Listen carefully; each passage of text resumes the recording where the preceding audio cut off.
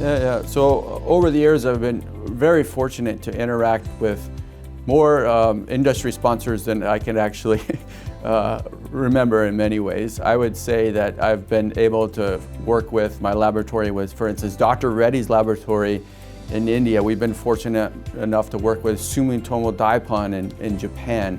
We've even worked with startup companies such as Fukushima, who is trying to come up with new ways to treat brain cancer.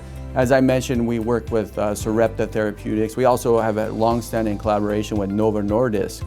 And in many ways, they've helped us catapult our science to the next level. They've came to us and said, Brad, in your laboratory, we want you to help think about coming up with solutions to these particular problems. And they pose real-world challenges to us, which we all significantly appreciate.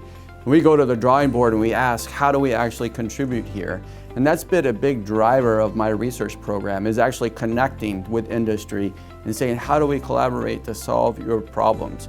And always, in every single case, we end up learning new things that were unexpected and come up with new discoveries. And it's about bringing together folks that you wouldn't necessarily interact with if you only interacted at MIT or at the university campuses. So I would say these industrial relationships have driven innovation.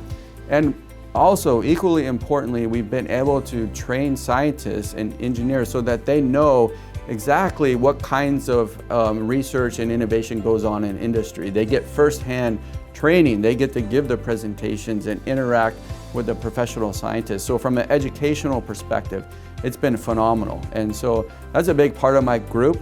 Many of my weeks are giving update meetings and interacting with industry, and that's how we've been able to drive innovation through my group. So the Industrial Liaison program has been phenomenal for me. I've been part of many workshops.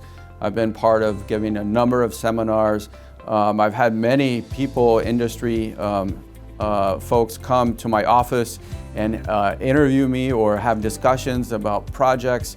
I think we've probably put together maybe 10 what we call sponsored research agreements that started with the ILP, making the introductions, saying, hey, we think we possibly have a laboratory, a group that could possibly help you solve some of the problems. I've done all sorts of interactions with just meet and greet, for instance. And so it's a phenomenal program. It's a great way to network and connect, but then also get people to do things that they probably wouldn't have done otherwise. And I think that's really the most important aspect of the ILP program.